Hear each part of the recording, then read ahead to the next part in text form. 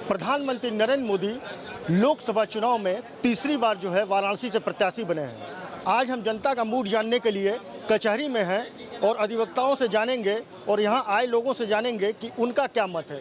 क्या लगता है भाई साहब, तीसरी बार जो है प्रधानमंत्री? हमारा सौभाग्य है कि बनारस से बार बार उनको चुनने का मौका मिले, तो हमारे गौरव की बात है, पूरे काशी के गौरव की बात है कि हम ऐसे महान नेता, महान संत के वोटर बन रहे हैं और बार बार बन रहे हैं और हमेशा बनते रहें।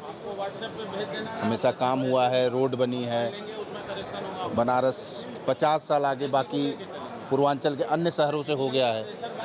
तो बनारस के वोटरों को इससे अच्छा कोई विकल्प ही नहीं है या सोचना ही नहीं उनको कि हमको कहीं अलग देना है। तो हमारा वोट भाजपा को, मोदी।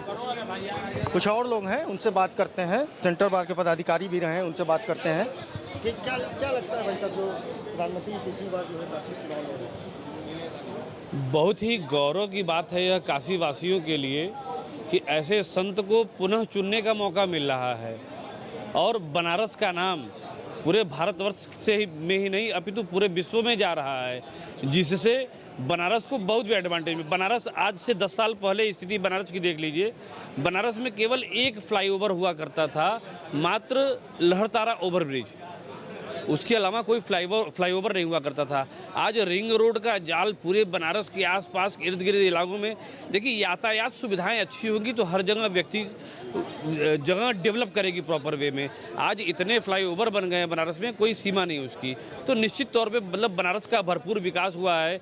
विश्वनाथ कॉरिडोर हो, चाहे मतलब हर प्रकार से उन्होंने बनारस का भलाई किया है, उसमें कहीं एक पैसा भी संशय नहीं है। बिल्कुल बिल्कुल, जिस तरीके से ये काशी की जनता हो और एक प्रबुद्ध वर्ग है जिनका ये मानना है कि प्रधानमंत्री जी तीसरी बार अगर यहाँ से लड़ रहे हैं तो ये काशी के सौभाग्य की बात है। भैया क्या लगता है, इस बार तीसरी बार प्रधानमंत्री जी हैं तो आप लोग किस तरीके से उनके लिए 400 पार का जो नारा है, वो कह रहे हैं कि 400 पार का नारा रहेगा, लेकिन विपक्ष कह रहा है कि ऐसा कुछ होने वाला नहीं। नहीं, पूरा देश इस समय मोदीमय हो गया है और इसका कारण भी है कि मोदी जी ने देश के लिए बहुत कुछ किया है और हर फ्रंट में मोदी जी ने काम किया है, विकास के मुद्दे पर काम किया है। और हमारी जो धार्मिक और सांस्कृतिक वो हैं धरोहर हैं, उनको भी सजाने और संवारने का काम किया है। मोदी जी ने बहुत काम किया और काशी तो ऋणी है मोदी जी का। एक प्रधानमंत्री के रूप में जितना दौरा व्यस्त कार्यक्रम के बाद भी, अपने दिनचर्या के बाद भी काशी को मोदी जी ने जितना समय दिया है, 28-29 बार काशी में आए, एक सांसद के रूप में आए और सौगातों की झड़ी लगा दिया।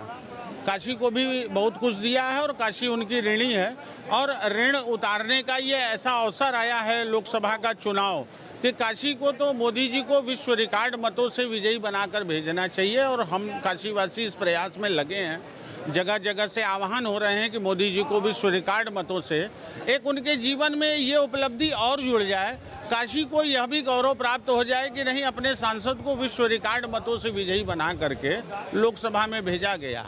विपक्ष को कोई चेहरा नहीं मिल रहा है, फिर से जो है अजय राय को जो है कांग्रेस ने और गठबंधन ने खड़ा कर दिया है, तो लगता है कि कुछ मजबूत टक्कर।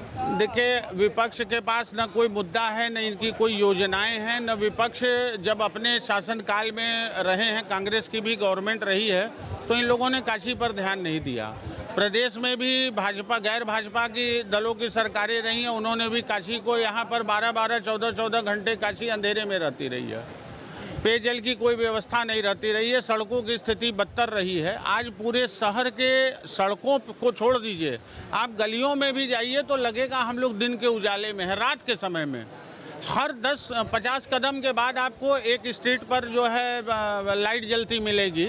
साफ सफाई की व्यवस्था है। काशी को जो चाहिए वो यह भाजपा की सरकार ने बखूबी उस योजना को मूर्त रूप दिया है, काशी की मंशा के अनुरूप कार्य किया है।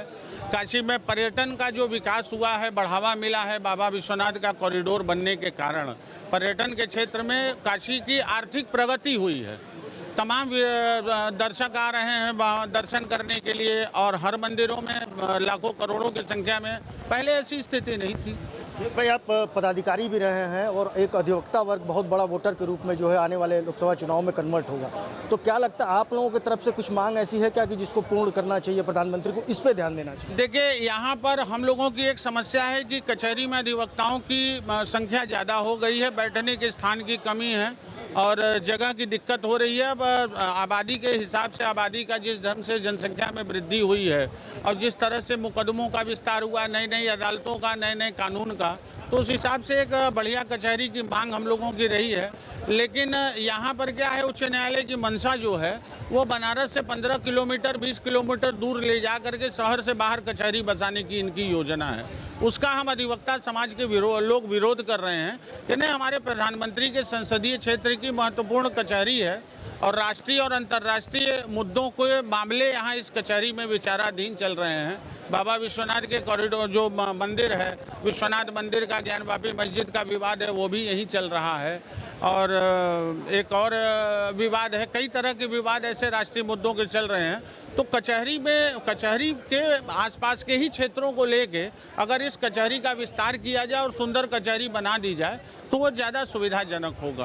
एम्प्लॉयमेंट को लेकर भाई सब बात हो रही है, विपक्ष कह रहा है कि एम्प्लॉयमेंट जो है जनरेट नहीं है। भाई मोदी सरकार ने काम तो बहुत कर दिया, विकास कर लिया, सब कुछ कर लिया, लेकिन एम्प्लॉयमेंट जनरेट नहीं हो रही है।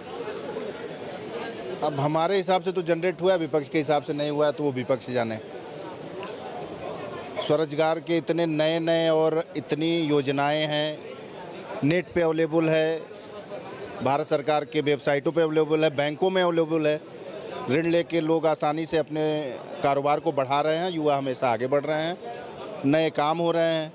और विपक्ष को लगता है कि हमारे युवा अगर नहीं कर रहे हैं तो विपक्ष ने जो नहीं किया उसी आधार पर सोचते हैं। बिल्कुल, जिस तरीके से आज हम लोग काशी के कचहरी में थे और यहाँ का माहौल जानने का कोशिश कर रहे थे, यहाँ एक बात निकल के जो सामने आई कि जिस तरीके से प्रधानमंत्री नरेंद्र मोदी का विकास का मॉडल बनारस का है, वो कहीं ना कहीं पूरे देश के लिए जो है आने वाले समय में इस चुनाव पे इफेक्ट डालने वाला है। प्रभा साक्षी के लिए वाराणसी से अमित मुखर्जी। अगर आप भी लेना चाहते हैं देश दुनिया की तमाम जानकारी तो आज ही सब्सक्राइब करें हमारे चैनल को। साथ ही नीचे दिए बेल आइकन को जरूर दबाएं ताकि हर अपडेट आप तक पहुंच सके।